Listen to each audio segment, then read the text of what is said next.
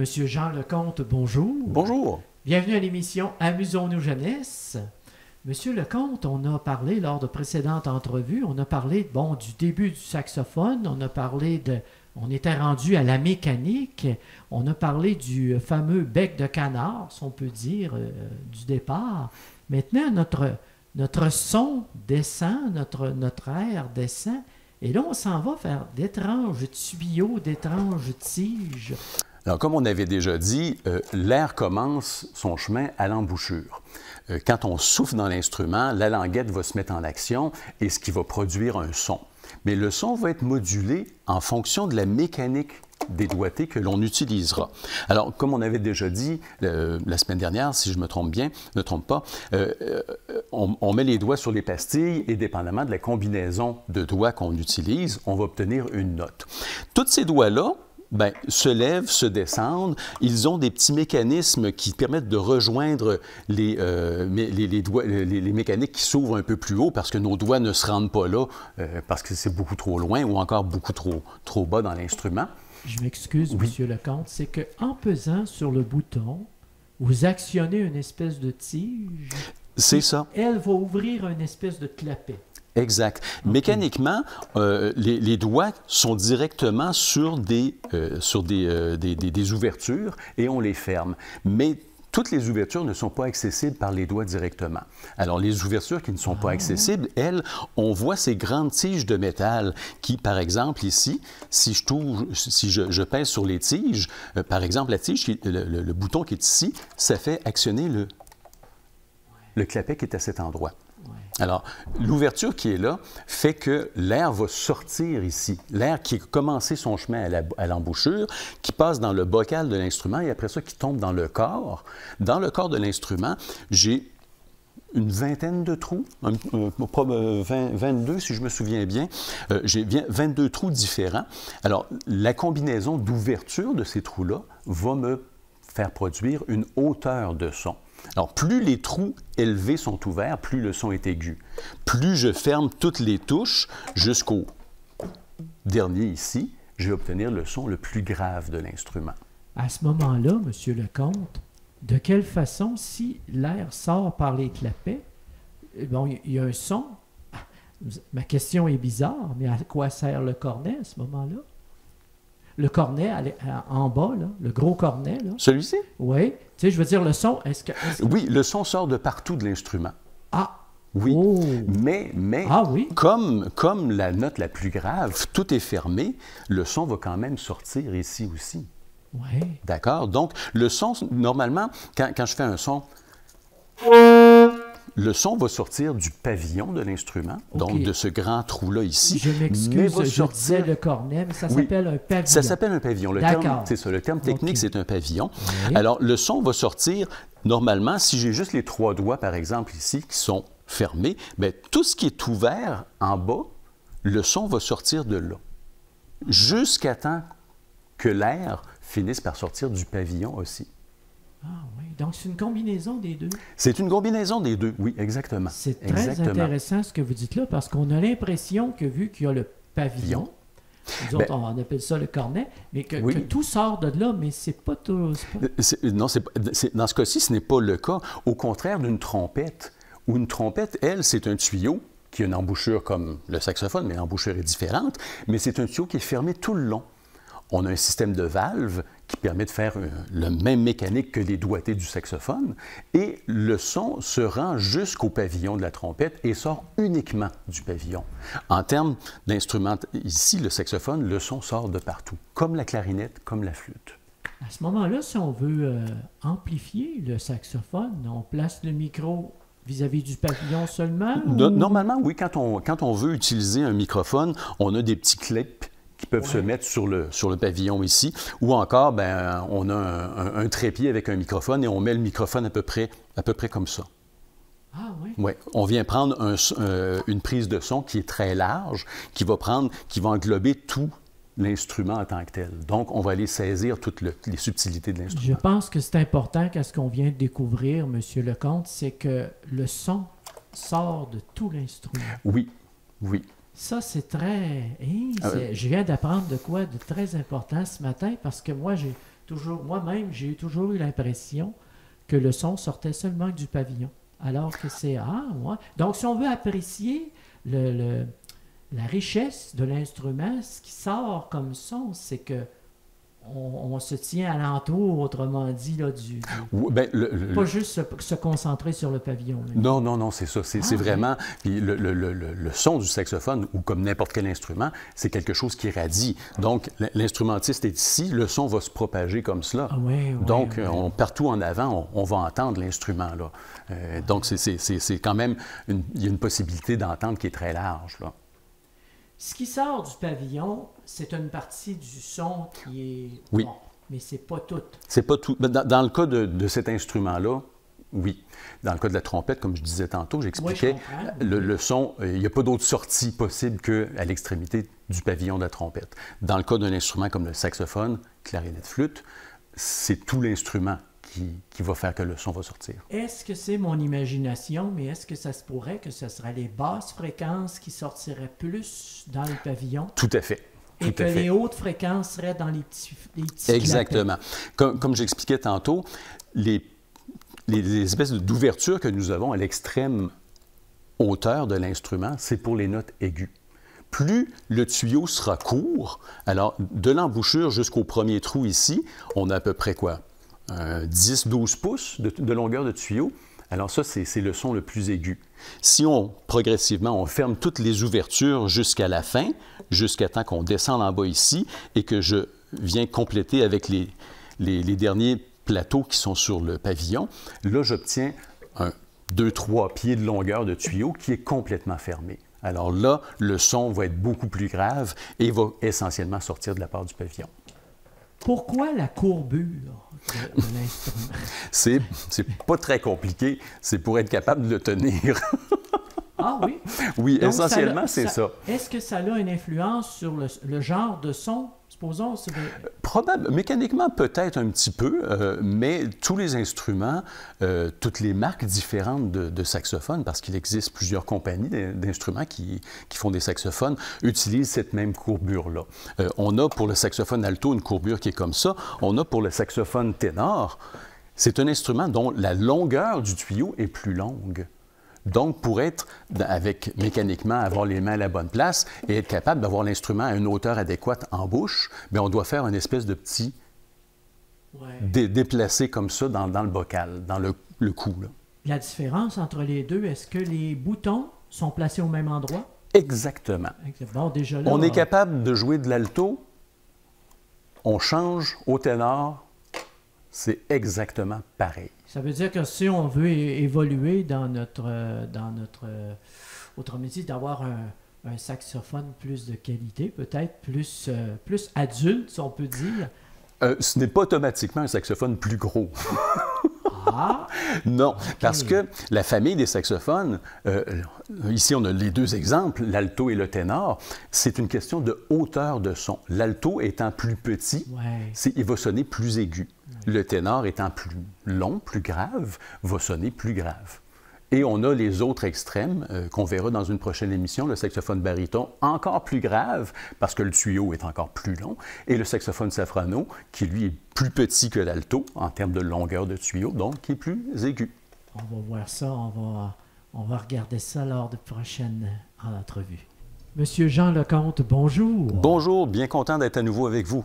Ça fait plaisir. Monsieur Jean, on parle aujourd'hui du saxophone, on parle de la mécanique, mais on va parler aussi de la famille du saxophone.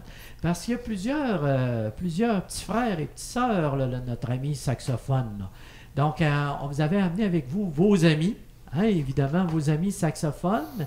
Est-ce que vous enseignez le saxophone? Présentement, j'ai quelques élèves. Je suis beaucoup moins enseignant que je ne l'ai déjà été. Alors, je n'ai pas dit que j'ai pris ma retraite, mais j'ai quelques élèves par-ci, par-là. Donc, vous travaillez avec ce genre d'instruments dans votre enseignement? C'est des instruments que j'utilise quotidiennement avec des élèves ou dans ma vie professionnelle de musicien. Présentez-nous vos amis. Vous avez, on a deux qu'on connaît déjà. Oui, on a vu dans les dernières émissions le saxophone ténor, le saxophone alto, mais Adolphe Sax, quand il a construit son nouvel instrument en 1846, il a construit un instrument qui ressemblait à celui-ci, au saxophone baryton. C'était le premier instrument qu'il avait inventé de cette famille qui allait devenir si célèbre qu'est la famille des saxophones. Alors, le saxophone baryton, c'est un premier essai et progressivement, Sax a décidé de faire une famille au grand complet. Alors, le saxophone baryton est le plus grave et par la suite, il a commencé à développer des instruments de plusieurs formats. Plus petits et même un peu plus gros aussi de temps en temps. Alors, la famille en tant que telle, les saxophones, si on regarde dans la littérature, on est capable de lire qu'il y aurait 14 saxophones différents. En réalité, oui, peut-être qu'il y en a déjà eu 14, mais de nos jours, on en voit un peu moins. Alors, les saxophones qui sont présents, le baryton était le premier inventé. Par la suite, je ne sais pas si il a inventé le ténor ou l'alto, mais ce qu'il a fait, il a fait différents essais pour trouver des grandeurs différentes. Et chaque grandeur, plus on devient petit, plus l'instrument devient aigu. Et plus l'instrument est gros, la longueur du tuyau, plus l'instrument est grave. Alors, Adolphe Sax a inventé le baryton, finalement a inventé le ténor, l'alto, le soprano, encore plus petit, le sopranino, et encore plus grave, le saxophone basse et le saxophone contrebasse. Ça, c'est des instruments qui sont assez volumineux. D'ailleurs, le saxophone le saxophone contrebasse, je me souviens d'avoir déjà vu une photo. Je ne sais pas si c'est le contrebasse ou un autre, ou le tubax, un autre instrument que Sax a inventé. On mettait un petit garçon de 5 ans dans le pavillon. Alors, c'est un instrument qui est assez énorme. Alors, aujourd'hui, la famille de saxophones, elle existe encore dans sa pleine largeur. Il y a des instruments qui sont beaucoup plus, difficiles à trouver parce qu'il n'y en a que très peu d'exemplaires sur la planète. Mais les instruments que l'on rencontre le plus souvent, la famille que l'on rencontre le plus souvent, c'est la famille qui forme ce qu'on appelle le quatuor de saxophone. Alors, je vous ai montré déjà l'instrument qu'on utilise le plus souvent pour enseigner, c'est l'alto. Pour des jeunes et même des moins jeunes, c'est un instrument qui est parfait parce que sa dimension, elle est facile à tenir en main. On le met en bouche, ça arrive sur la lèvre et on est capable de jouer. La position des mains n'est pas distendue. Alors, ça va très, très bien. Ça, c'est un instrument parfait pour apprendre à jouer le saxophone alto. L'autre que l'on rencontre bien souvent, c'est le saxophone ténor. Alors, on peut voir que la longueur du tuyau, c'est un petit peu plus long. Hein? Le bocal, ici, il y a une petite courbe dedans. Alors, cet instrument-là est plus long en longueur, donc sa sonorité va être plus grave. Et par la suite, pour compléter les instruments qui vont faire ce qu'on appelle le quatuor de saxophone, il y a l'instrument le plus grave, qui est le saxophone baryton. Alors, saxophone baryton comparé à un saxophone ténor, si on les met les deux à côté, on voit bien que le baryton a quelques pouces de longueur de plus. Hein? Le pavillon est très, très long par rapport au ténor. Il est facilement un pied de plus long. Et en termes de hauteur, mais on voit que ici, le tuyau fait un grand détour. Mais on retrouve exactement la même mécanique, hein? Des petits pavillons, des petits plateaux qui sont sur l'extrême aigu de l'instrument et qui s'en vont jusqu'au plus grave. Alors, c'est exactement la même chose, sauf que le tuyau est plus long. Alors, saxophone baryton. Et le dernier membre de la famille, le saxophone qui est le plus aigu, c'est ce qu'on appelle le saxophone soprano. Il ressemble, je m'excuse, M. Lecomte, mais il ressemble à une clarinette. Exactement. Et je ne veux pas dire très souvent, mais ça arrive à plusieurs occasions que les gens disent « Ah, il a une clarinette en métal ». C'est un peu frustrant pour le saxophoniste, mais en réalité, ce n'est pas faux. Ça ressemble réellement à une clarinette en termes de longueur d'instrument, sauf que l'instrument est en métal. Il est en cuivre, il est en laiton, il peut être plaqué argent. Comme on a un instrument argent ici, le ténor que j'ai ici est argent, les autres sont laiton, sont plaqués or, si on peut dire. Alors, dépendamment de l'instrument, on peut avoir des couleurs différentes. Et le fait qu'il soit en métal, bien, c'est ça. On dit « Ah, c'est une clarinette en métal ». Bien, oui puis non, c'est pas exactement une clarinette. Ça sonne bien mieux qu'une clarinette. Est-ce que les boutons sont au même endroit? Mécaniquement, tous les instruments de la famille des saxophones sont identiques. Merveilleux. C'est-à-dire que si on apprend à jouer sur l'alto, On prend un ténor, les doigtés sont exactement la même chose. La seule différence, c'est que ça sonne plus grave. Si on prend le soprano, même doigté, ça sonne plus aigu. Et le baryton, bien, logiquement, ça va être la même chose, mais ça va sonner beaucoup plus grave. Et tous ont la même particularité, c'est-à-dire qu'ils ont besoin du bec de canard pour fonctionner. Exact. Tous ont ce petit élément en plastique ou en métal avec l'anche qui va vibrer. Et c'est pour chacun des instruments le même principe d'émission du son. On fait vibrer la languette, ce qui nous donne, on l'a vu dans une émission précédente, une espèce de petit son nasillard, canard. Et à ce moment-là, dépendamment de la combinaison des doigtés que l'on va utiliser sur l'instrument, bien, on vient boucher plus d'ouverture. Et plus on a de bouchées d'ouverture, plus le son devient grave. Oui, en effet. Ah, bien, Monsieur Lecomte, bien, merci beaucoup. Ça me fait plaisir.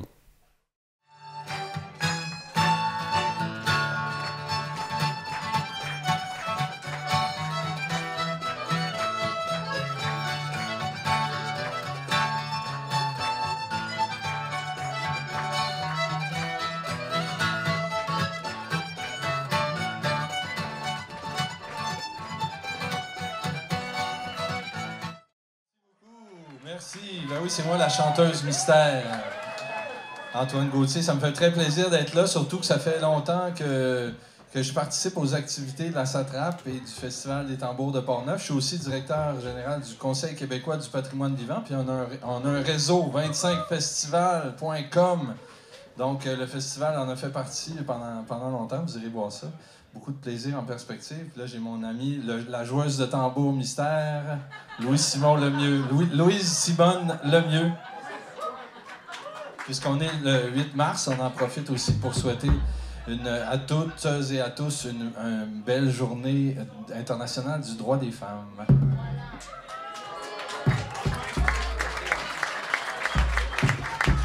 Par derrière chez ma tante, il y a juste un beau champ de prunes. Comment ça? Par derrière chez ma tante, il y a un beau champ de prunes. Je me tendis la main et puis j'en cueille une. V'là le beau temps pourvu que ça dure. V'là le beau temps pour les amants. V'là le beau temps pourvu que ça dure. Je me tendis la main et puis j'en cueille une. La bonne femme en voyant ça cria au voleur de prunes. V'là le beau temps pourvu que ça dure. V'là le beau temps pour les amants. La bonne femme en voyant ça cria au voleur de prunes. J'ai baissé mes pantalons puis j'ai fait voir la lune. V'là le beau temps pourvu que ça dure. V'là le beau temps pour les amants. Baissé mes pantalons, puis j'ai fait voir la lune. La belle en voyant ça, a cru que c'était ses prunes. V'là le beau temps pourvu que ça dure. V'là le beau temps pour les amants. La bonne femme en voyant ça, a cru que c'était ses prunes. Mais c'était les deux étoiles qui vont avec la lune. V'là le beau temps pourvu que ça dure. V'là le beau temps pour les amants. C'était les deux étoiles qui vont avec la lune. Elle n'a jamais de quartier, mais elle est toujours pleine de lune. V'là le beau temps pourvu que ça dure. V'là le beau temps pour les amants. V'là le beau temps pourvu que ça dure, v'là le beau temps pour les amants. Mais v'là le beau temps pourvu que ça dure, v'là le beau temps pour les amants. Merci beaucoup, longue vie à la Satrape. Merci.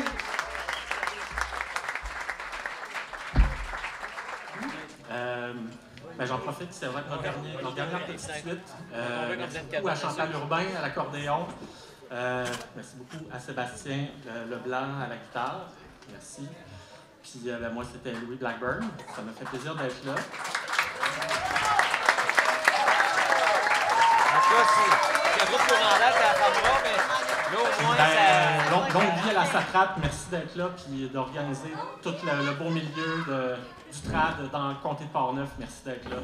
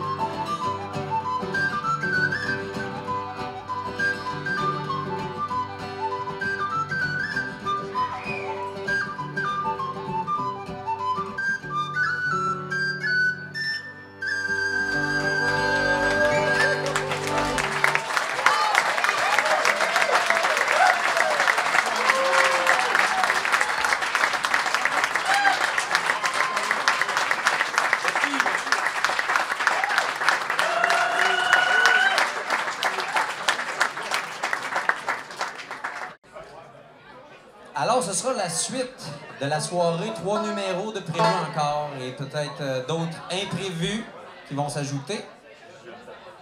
Alors, on va enchaîner avec deux amis bien connus ici à Deschambault. Vous les avez reconnus. Gab et Isa.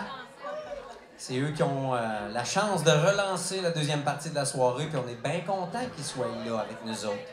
Parce qu'ils s'occupent de beaucoup de choses à travers le festival, à travers les événements. Fait que Gabriel est à la fois sur la scène, à la fois à la technique pour tous nos événements. Oui! Merci, Gab. Alors, c'est le temps de poursuivre en musique. Alors, bonne suite de soirée à tout le monde!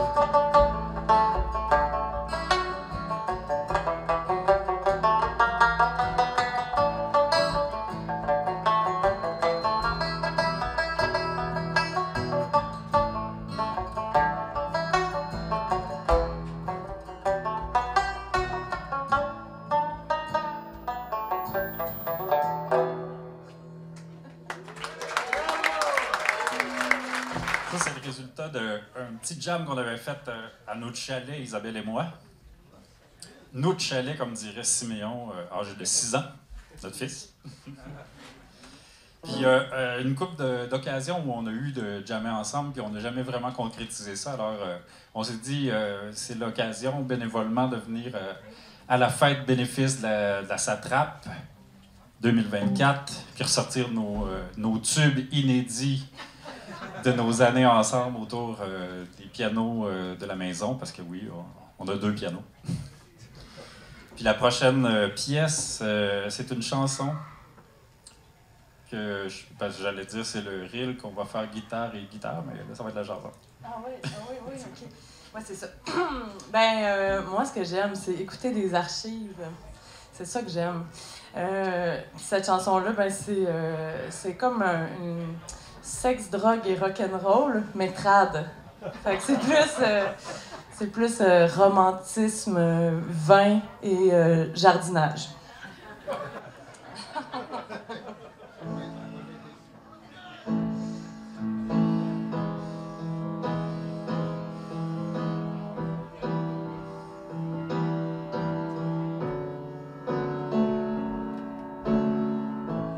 C'est dans Paris, à une brune. Reste je l'aurai. Oui, je l'aurai, coûte que coûte. Donnez-moi du vin pour que j'en goûte. J'aime le vin, j'aime l'amour. J'aime le vin, la nuit comme le jour. Je t'entends pas, puis j'avais compris. Lisa! Je dis oui, Sim.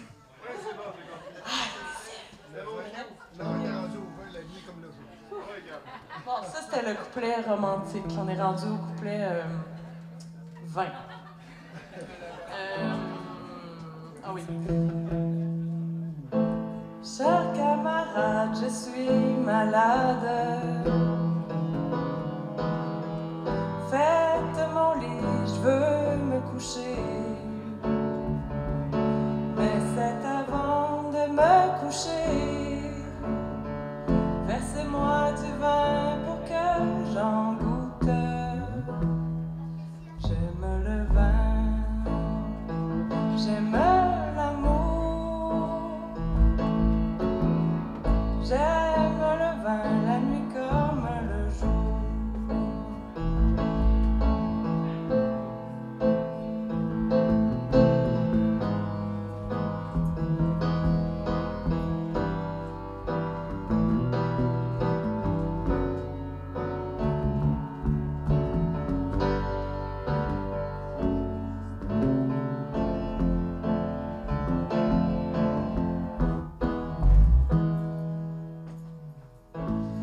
Ah, si l'amour prenait racine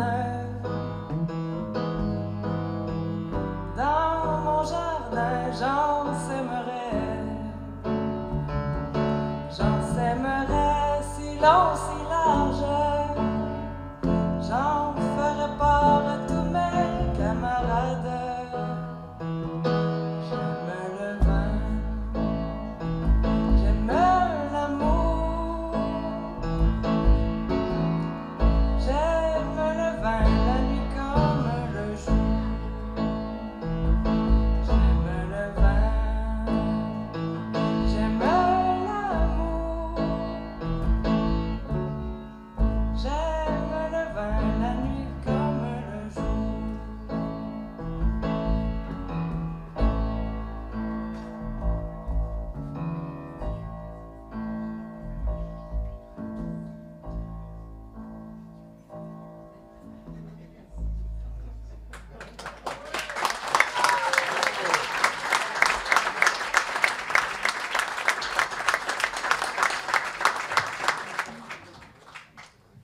On va clore la chose avec un reel à la guitare électrique. Puis le nom de ce reel-là, c'est... Il n'y a pas de nom. En fait, c'est le nom du gars qui le joue. C'est une tune de Tommy People, puis c'est Tommy People numéro quelque chose. C'est une tune en mi majeur. Ça, c'est des notes qu'on se donne. Je voulais pas trop de disto. On l'appelle aussi le rock'n'roll! Mais je peux te dire quelque chose? Je vais te dire quelque chose ici. Moi, là, j'ai de la misère avec ma gauche puis ma droite. C'est pour ça que je joue pas de violon ou de reel à guitare. Parce que dans les reels, il y a tout le temps A, B, C, D. Là, tu recommences à A. Là, tu rejoues le B, tu reviens à A, tu rejoues le C. C'est beaucoup trop compliqué pour moi. Celui-ci, pourtant, c'est très simple. C'est A, B, C, B, A, B, C, B, A, B, C, B. Moi, j'ai décidé que j'écoutais.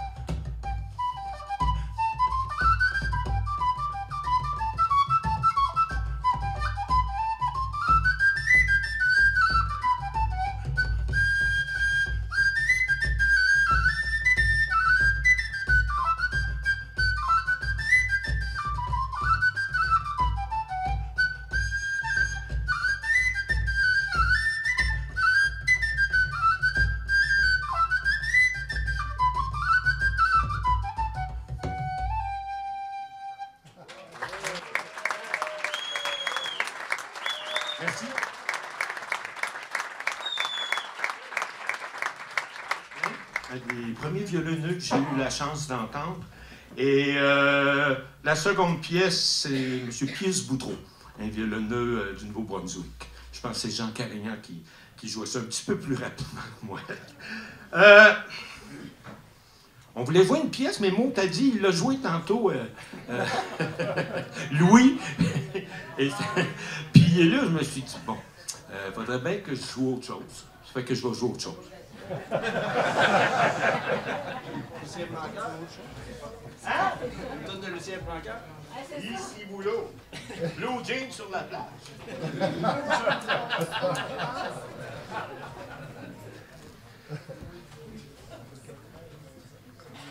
Même notre musique, prendre les origines, des fois en Irlande, en Écosse, puis par la suite ici dans le pays même. Puis en voyageant, les pièces sont souvent modifiées. Et puis, je trouve toujours que c'est intéressant la twist qu'on a su y donner ici, et en particulier dans votre région, celle de Portneuf. Ça n'a rien à voir avec ce que je vais jouer, c'est juste que je pense en ce moment à quoi je vais jouer, et je viens de le trouver. Si jamais tu peux faire... Oui.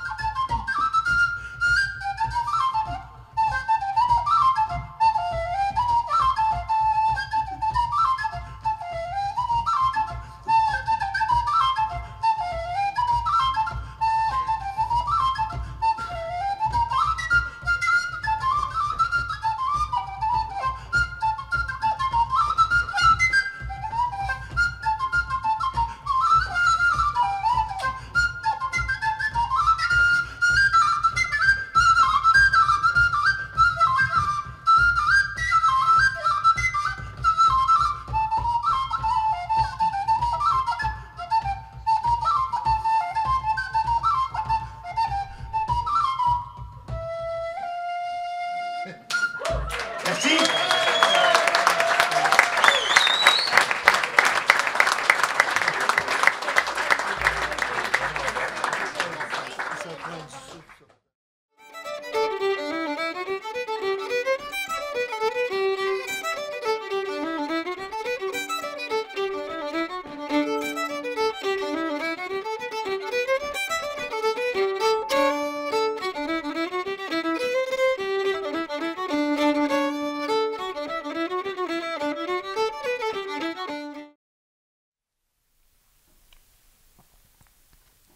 Monsieur Étienne Bourré-Denis, bonjour. Bonjour. Bienvenue à l'émission Amusons nos jeunesses. Monsieur Étienne, on a parlé un peu, lors de précédentes entrevues, on a parlé un petit peu de votre enfance, on a parlé un peu des, si on peut dire, là, des premiers groupes que vous avez faits, qui vous a amené au groupe Carotté. Parlez-nous de Carotté un petit peu. C'est un groupe de musique populaire, de musique moderne, avec... Parlez-nous un petit peu. Ça a commencé comment, ce groupe-là? Il y a à peu près 10 ans, c'est une rencontre entre 3 musiciens punk, 3 musiciens trad, qui avaient des groupes, qui avaient des projets, mais qui ont été amenés ensemble par notre ami Médé Langlois, agriculteur de Neuville, qui avait l'idée de faire un groupe punk, mais qui allaient faire de la musique traditionnelle. Au Québec, ça se faisait pas beaucoup. En Irlande, il y a quand même plusieurs groupes qui utilisent la musique trad avec du drum, avec de la guitare électrique, puis de la chanson qui est un peu plus punk rock. Puis c'est des groupes qui sont assez populaires, puis un peu partout dans le monde, comme la musique irlandaise est populaire et connue partout. Donc, c'est l'idée de base. On s'est fait une pratique à un moment donné, puis tout le monde était bien occupé. On n'avait pas nécessairement le temps pour un nouveau projet. Mais après seulement une pratique, tout le monde a dit « ça va être le fun ». On a mis tous les autres projets sur pause ou presque. Ah ouais. Puis on s'est dit « c'est ce qu'on va faire ».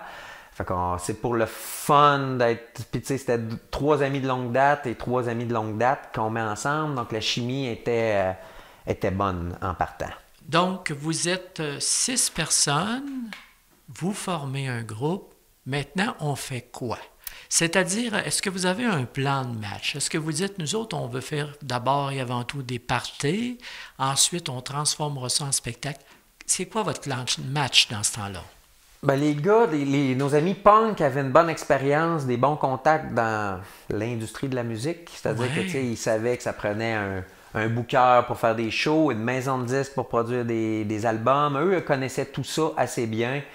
Puis leur idée déjà à la base, c'était d'avoir une équipe autour pour pouvoir faire des albums, pour pouvoir faire des spectacles. Donc ça a été assez vite qu'on a on a pris quand même plusieurs mois à monter des chansons, composer, trouver du répertoire traditionnel. Puis c'est là qu'on a appris à composer ensemble. Tu sais, Karaté aurait pu prendre 100 directions différentes.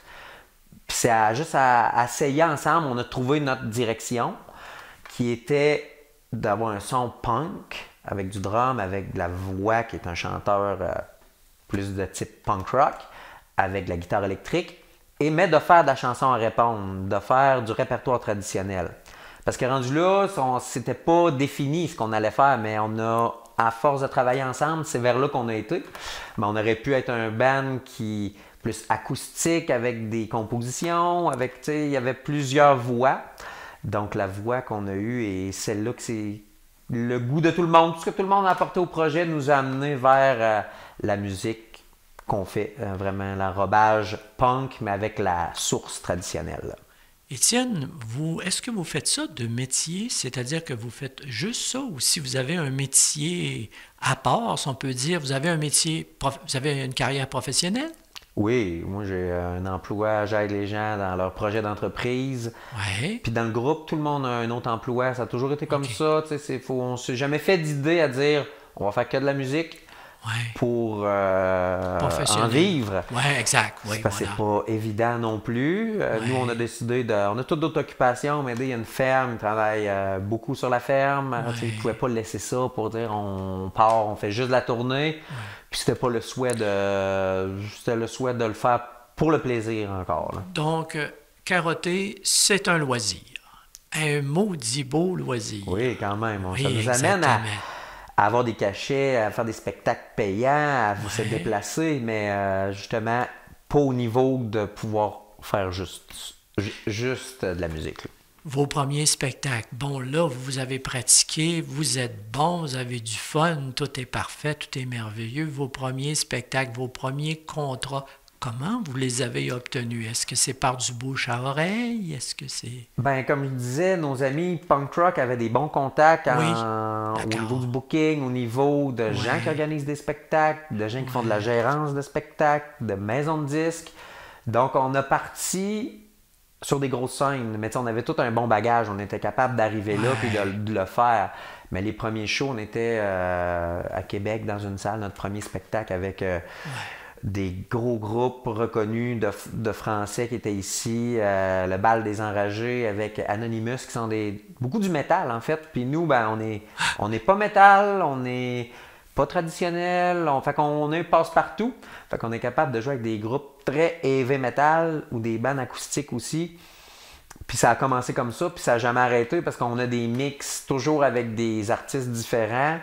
Puis ça va toujours marcher parce que c'est toujours différent, mais donc c'est assez particulier comment tout ça a parti. Pour nous, on a été chanceux quand même. À cette époque, vous faites probablement partie de la première partie des spectacles. avant de gros shows, avant de gros groupes, si on peut dire. Donc, c'est une maudite bonne manière de réchauffer une salle, ça. Donc, vous partez le party.